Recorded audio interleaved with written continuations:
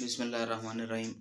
अच्छा, हमारे यहाँ एक जो मैटर आजकल काफ़ी हाईलाइट हुआ है, like people always discussing a marriage during the period of इद्दत, कि इद्दत के दौरान जो मैरिज है उसका स्टेटस क्या है।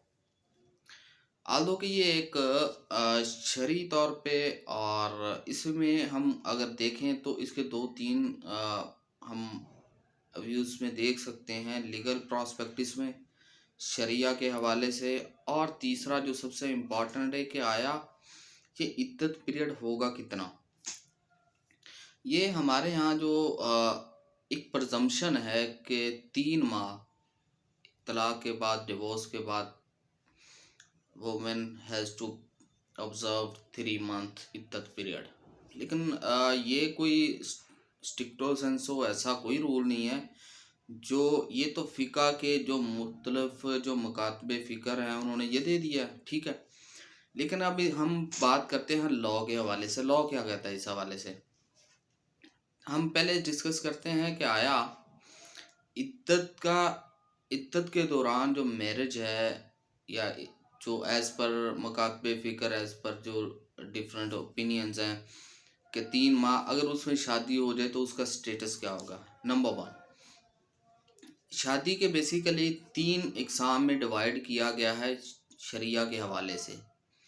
पहले तो है वैलिड, या जिसे आप सही कह लें। दूसरा है इनवैलिड, या वाइड कह लें, या फासिद कह लें। तीसरा होती है इर्रेगुलर।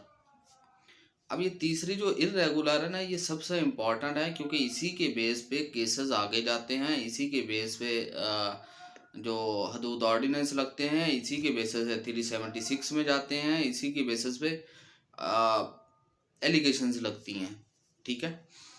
अब हम देखते हैं कि आया ये जो इर्रेगुलर शादी है या मैरिज है, ये इसकी कौन सी इकसाम है। लाइक अगर इर्रेगुलर मैरिज वो मैरिज होती है जिसमें कोई एक हर्डल हो, उसमें उसे हम इम्पेडिमेंट्स कहते हैं। कोई इम्पेडिमेंट्स हो लेकिन टेम्परेरी हो, टेम्परेरी इम्पेडिमेंट्स जो कि आफ्टर सम टाइम रिमूव हो जाता है। एक तो परमानेंट इम्पेडिमेंट है, और अगर वो परमानेंट है तो वो तो वाइड है, वो तो शादी फासद है, वो तो हो ही नहीं सकती, ठीक है।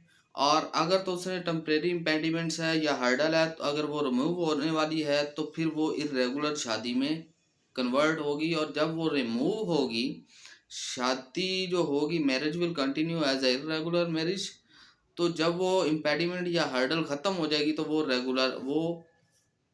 वैलिड शादी हो जाएगी, सही शादी जिसे हम वर्ड बोलते हैं।